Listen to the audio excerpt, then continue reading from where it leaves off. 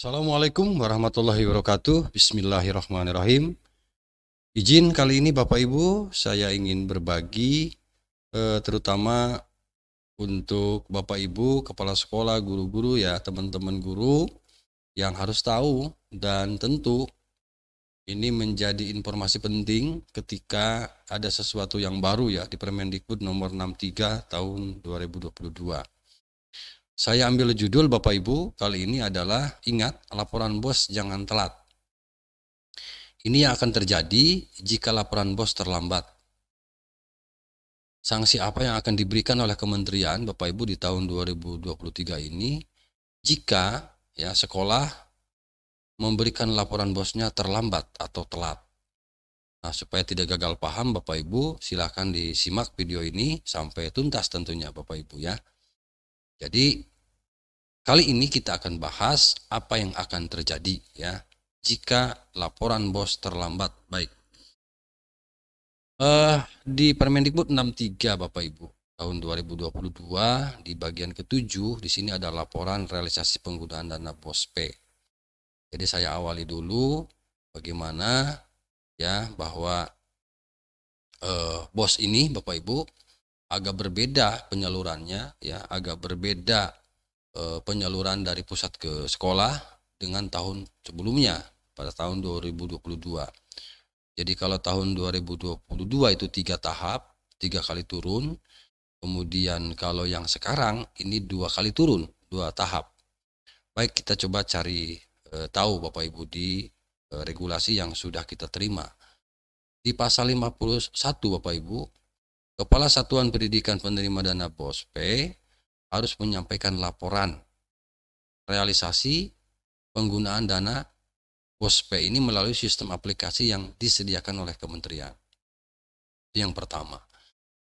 Kemudian di ayat 2-nya, penyampaian laporan realisasi sebagaimana dana BOS P ini dilaksanakan paling lambat, ini Bapak Ibu. Ya, paling lambat tanggal 31 Juli tahun anggaran berkenan untuk realisasi penggunaan dana minimal 50%.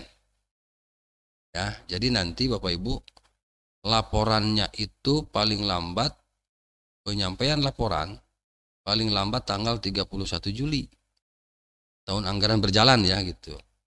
Yang 50%-nya yang akan diterima. Baik itu untuk BOP PAUD, kemudian BOS reguler, BOP kesetaraan yang diterima pada tahap 1. Itu Bapak Ibu. Kemudian yang B-nya nih, poin B, tanggal 31 Januari tahun anggaran berikutnya untuk laporan realisasi keseluruhan penggunaan dana BOS P yang diterima dalam 1 tahun anggaran. Artinya mungkin laporan tahap yang kedua. Ya. Jadi tahap pertama itu per 31 Juli, tahap yang kedua 31 Januari. Mungkin ke mana? Ke 2024 begitu ya. Ini Bapak Ibu. Tolong diingat, jadi ini laporannya 2 kali laporan. Oke. Jadi 50% di tahap 1, 50% lagi di tahap kedua. Kita lanjut ya Bapak Ibu ya. Laporan realisasi penggunaan dana tahap 1 sebagaimana dimaksud pada ayat 2 huruf A digunakan sebagai dasar penyaluran tahap 2. Artinya apa Bapak Ibu? Ketika Bapak Ibu memberikan atau selesai memberikan laporan tahap 1, maka akan disalurkan tahap 2-nya. Gitu ya Bapak Ibu, akan disalurkan tahap 2-nya. Makanya ini sebagai dasar penyaluran tahap kedua. Laporan realisasi keseluruhan penggunaan dana sebagaimana dimaksud pada ayat 2 huruf B digunakan sebagai dasar penyaluran tahap 1 pada penerimaan dana BOS tahun anggaran berikutnya. Seperti itu Bapak Ibu bunyinya. Gitu ya. Sampai di situ Bapak Ibu mohon dipahami ya. Oke. Nah, sekarang laporan realisasi Bapak Ibu. Laporan realisasi keseluruhan penggunaan dana BOS P ini meliputi pertama, laporan realisasi penggunaan dana dalam 1 tahun anggaran. Yang kedua, laporan sisa dana. Yang ketiga, laporan hasil penyelesaian pelaksanaan pengadaan barang jasa satuan pendidikan. Itu Bu, ya Pak, ya, laporan realisasi keseluruhannya. Nah, di pasal 53 Bapak Ibu, Ini tolong diingat Bapak Ibu, ini pasal 53 Permendikbud 63 tahun 2022.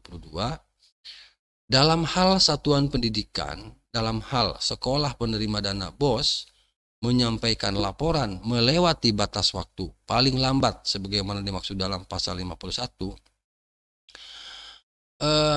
Apa kemarin tadi yang saya bacakan tadi tanggal 31 ya. 31 Juli ya, kemudian 31 Januari. Jadi laporan tahap 1 paling lambatnya 31 Juli, kemudian untuk laporan yang kedua tanggal 31 Januari ya, tahun berikutnya. Nah, apabila melewati batas waktu yang sudah ditentukan tadi ya, maka akan dilakukan pengurangan Bapak Ibu. Maka akan dilakukan pengurangan. Ya, nanti bosnya yang akan diterima berkurang. Kita lihat. Nah, pengurangan penyaluran dana BOP PAUD reguler, dana BOS reguler, dana BOS BOP kesetaraan, tahap 1 dilakukan sebesar. Ini khusus untuk reguler ya Bapak Ibu. Mungkin ini tidak termasuk kepada apa ini di sini. Apa itu? BOS kinerja atau sekolah berprestasi tadi ya. Ini di sininya adalah untuk BOS reguler. Nah, pengurangannya yang pertama adalah 2% apabila laporan disampaikan pada bulan Februari. Ya, tanggal 1 bulan Februari baru melaporkan, maka akan dipotong dana berikutnya sebesar 2% dari jumlah dana yang diterima. Yang kedua 3% apabila laporan disampaikan pada bulan Maret ya, disampaikan pada tanggal 1 bulan Maret sampai dengan tanggal 31 Maret. Ini Bapak Ibu. Ya. Jadi ini 1 bulan diberi waktu. Kemudian 4% apabila laporan disampaikannya tanggal 1 bulan April sampai dengan tanggal 25 bulan Juni, April, Mei, Juni tahun berkenaan. Gitu Bapak Ibu. Ya. Jadi 2%, 3%, 4%. Tapi kalau yang 4% ini agak lama laporannya sampai dengan tanggal 25. Kan ini di bulan mulainya tanggal 1 bulan April ya. Sampai dengan tanggal 25 bulan Juni. Tapi 4% potongannya.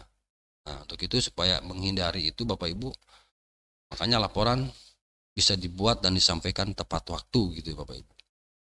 Termasuk juga dengan tahap kedua ya. Tahap kedua, kalau tahap kedua ini 2% apabila baru memberikan laporannya tanggal 1 Agustus sampai dengan 31 Agustus. 2%. Karena tahap 2 ya. 3% apabila laporan disampaikan tanggal 1 bulan September ya sampai dengan 30 September. Kemudian dipotong 4% apabila laporannya masuk tanggal 1 bulan Oktober sampai dengan tanggal 25 bulan Oktober. Nah, ini ya tahap 1, kemudian ini tahap 2. Ya, persentasenya sama gitu ya. Jadi untuk itu laporan ini mohon untuk tidak diabaikan Bapak Ibu, karena memang nanti dana BOS yang Bapak Ibu terima nanti berkurang gitu Bapak Ibu.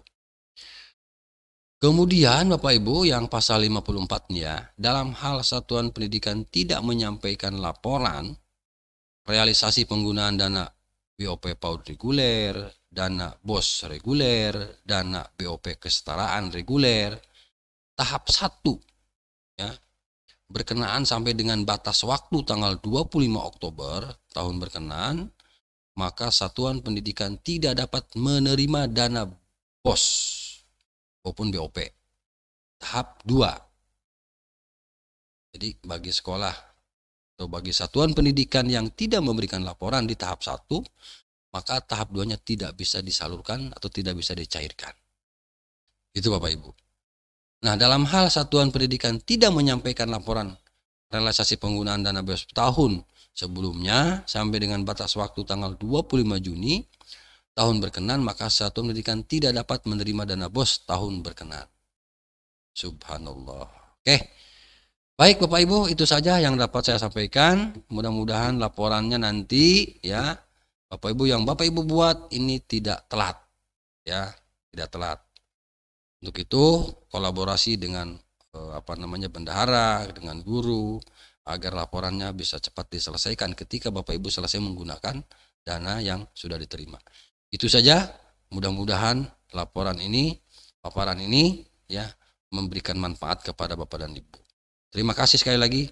Assalamualaikum warahmatullahi wabarakatuh.